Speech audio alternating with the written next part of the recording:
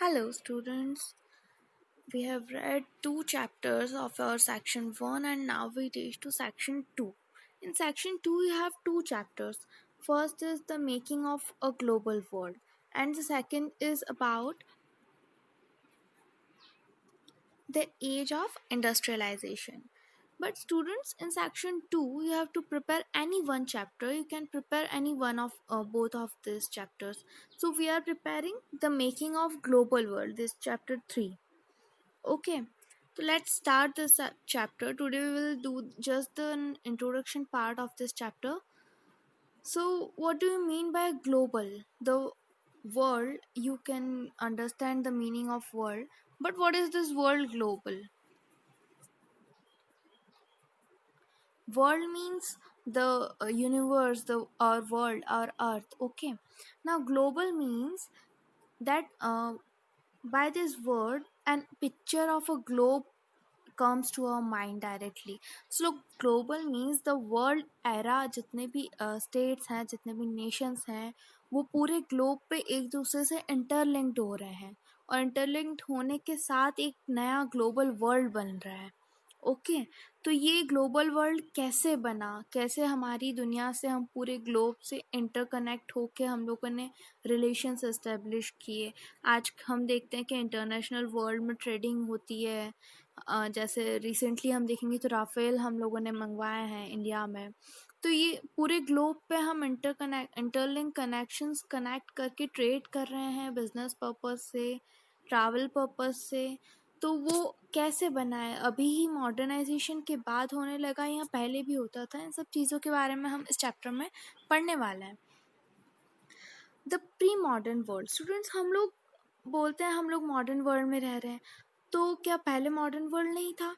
यहाँ modern world से पहले जो वर्ल्ड था उसको यहाँ पे नाम दिया है प्री मॉडर्न वर्ल्ड. ओके, तो हमारा मॉडर्न वर्ल्ड जो है अभी, उसके पहले का वर्ल्ड कैसा था? क्या तब भी ग्लोबलाइजेशन था?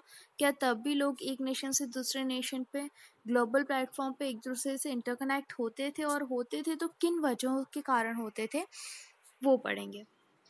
When we talk of globalization, we often refer to an economic system that has emerged since the last 50 years or so. जब हम ग्लोबलाइजेशन की बात करते हैं तो हम एक ऐसा इकोनॉमिक सिस्टम के बारे में बात कर रहे हैं जो कि लास्ट 50 साल और उसके बाद इमर्ज हुआ है, इवॉल्व हुआ है. मतलब पहले से ही तो हमेशा इतनी सारी टेक्निक्स और इतने सारे इकोनॉमिक ये सब चीज़ें नहीं थी, इकोनॉमीज़ का डेवलप होना. तो ग्लोबलाइजेशन की वजह से क्या हो रहा है कि सब डेवलप हो रहा है. But as you will see in this chapter, the making of global world has a long history. लेकिन हम इस चैप्टर में पढ़ेंगे कि ग्लोबल वर्ल्ड का बनना, वर्ल्ड का एक ग्लोबल प्लेटफॉर्म बनना जो है वो एक बड़ी हिस्ट्री, मतलब स्लो प्रोसेस है और उसकी बहुत बड़ी हिस्ट्री रही है. ओके, ये सब अभी अभी नहीं हुआ है. कैसे? ऑफ ट्रेड, किन किन चीज़ों से मिलके ग्लोबल वर्ल्ड बना है. First, trade. ट्रेड के बिना, स्टूडेंट, जब हम ट्रेड की बात करते हैं तो आप समझते हो ट्रेड का मतलब बिजनेस. लेकिन बिजनेस की वजह से जब जो बिजनेसमैन होता है, एंटरप्रेन्योर्स होते हैं, वो जब माइग्रेट करते हैं, बिजनेस की वजह से ट्रेडिंग करते हैं, मतलब कि एक नेशन से दूसरे नेशन या एक प्लेस से दूसरे प्लेस पे अपने सामान को, अपने जो गुड्स हैं या अपनी सर्विसेज हैं या अपनी स्किल्स हैं, उनको क्या करना, डेवलप करना. ओके, एक तरीके का एडवर्टीजमेंट करना, हर जगह तक पहुंचाना, उसको बोलते हैं ट्रेड. तो हमारी जो वर्ल्ड है, ग्लोबल वर्ल्ड बना है, वो सबसे मेन पॉइंट ट्रेड की वजह से बना है कि ट्रेड की वजह से लोग इधर उधर जाते हैं.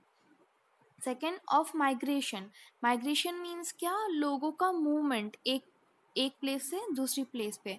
आज हम देखते हैं कि लोग बिजनेस पर्पस की वजह से, मेनली पंजाब में देखते हैं कि पंजाबी जो है वो कनाडा माइग्रेट होके जा रहे हैं. तो वो खुद माइग्रेशन, स्टूडेंट्स, दो तरीके का होता है. माइग्रेशन एक होता है कंपल्शन, जब आपको ऐसा लग रहा है कि अब यहाँ पे आपके लिए कुछ नहीं बचा है और आपको कंपलसरी वहाँ पे कहीं पे जाना ही है. जैसे कहीं जगहों पे बाढ़ आ जाती है तो लोगों को वहाँ से माइग्रेट होके कहीं और जाना पड़ता है. ठीक है. और दूसरा माइग्रेशन जो लोग खुद की चॉइस से जाते हैं. Of people in search of work, जो वर्क की सर्च में लोग एक जगह से दूसरी प्लेस पे शिफ्ट करते हैं.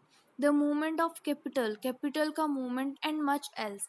तो ये 4-5 फैक्टर्स हैं जिनकी वजह से हम देख रहे हैं कि पिछले कई सालों में, 50 सालों में ग्लोबल वर्ल्ड हमारा बन रहा है। ठीक है, कौन से 5 पॉइंट्स है? Trade, migration, people in search of work, the movement of capital. Okay, as we think about the dramatic and visible signs of global interconnectedness in our lives today, जैसे ही हम जो साइंस देखते हैं हमें ग्लोबल इंटरकनेक्टेडनेस के, मतलब पूरे globe पे जितने भी नेशंस हैं वो इंटरकनेक्ट कर रहे हैं, उनके जैसे भी हम हमारी लाइफ में आज हमें विजिबल साइंस दिखते हैं कि हम लोगों ने जापान से ये टेक्निक्स मंगवाई या चाइना से इतना सामान इंपोर्ट करवाया। तो ये हमें अभी विजिबल साइंस है हमारी अभी की लाइफ में, in our life today. We need to understand the phases through which this world in which we live has emerge. लेकिन हमें ये फेजेस को समझना बहुत ज़रूरी है कि हमारा वर्ल्ड कैसे इवॉल्व हुआ है। All through history, human societies have become steadily more interlinked। मतलब हिस्ट्री में पूरी हिस्ट्री में ह्यूमन सोसाइटीज़ जो हैं वो धीरे धीरे ज़्यादा इंटरलिंक्ड होती जा रही हैं। फ्रॉम एंशियंट टाइम्स, पुराने टाइम्स में क्या होता था स्टूडेंट्स? पुराने टाइम्स में कौन कौन से लोग जो है वो ट्रैवल करते थे? ठीक है, ट्रैवलर्स, ट्रैवलर्स का तो काम ही ट्रैवल करना होता है, मतलब कि जो अपने नॉलेज की वजह, नॉलेज को गेन करने के लिए जो ट्रैवल करते रहते हैं। ओके, ट्रेडर्स, ट्रेडर्स के बारे में मैं आपको बता चुकी हूँ कि वो अपना सामान एक जगह से दूसरी जगह एक्सपोर्ट, परचेस, सेल करने के लिए, ट्रेडिंग करने के लिए ट्रैवल करते थे। प्रीस्ट क्यों ट्रैवल करते हैं students?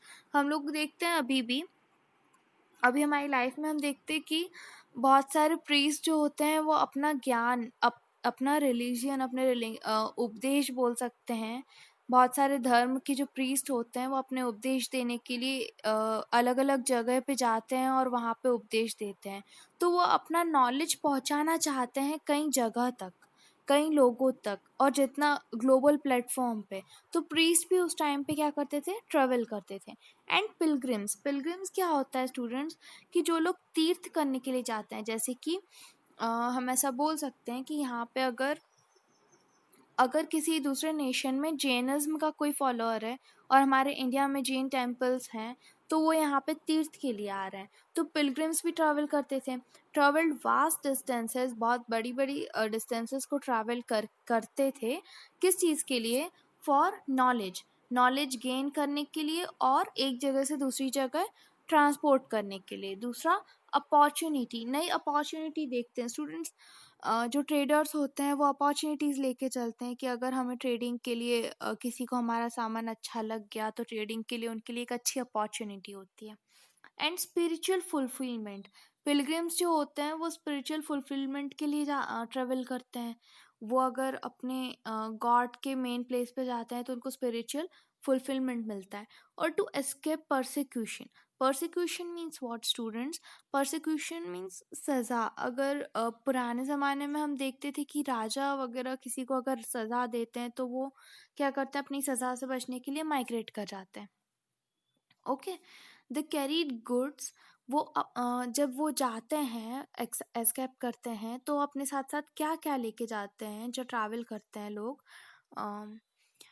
Travellers, traders, priest, pilgrims, ये सब जब ट्रैवल करते हैं तो ये अपने साथ क्या क्या कैरी करके ले जाते हैं? गुड्स, मतलब सामान, money, values, skills, ideas, inventions and even germs and diseases. तो ये सारी चीज़ें वो अपनी एक प्लेस से, अपने एटमॉस्फेयर से दूसरे एटमॉस्फेयर में लेके जाते हैं। तो इस तरीके से क्या होता है? कनेक्शंस बनते हैं। जैसे ये सब लोग ट्रैवल करते हैं, एक जगह से दूसरी जगह जाएंगे, वहाँ पे कनेक्शंस बनाएंगे, अपनी रिलीजन को या अपनी स्किल्स को, अपनी मनी को, अपने गुड्स को दूसरी जगह पे इवॉल्व करेंगे, तो क्या होगा? उसका इवोल्यूशन होगा।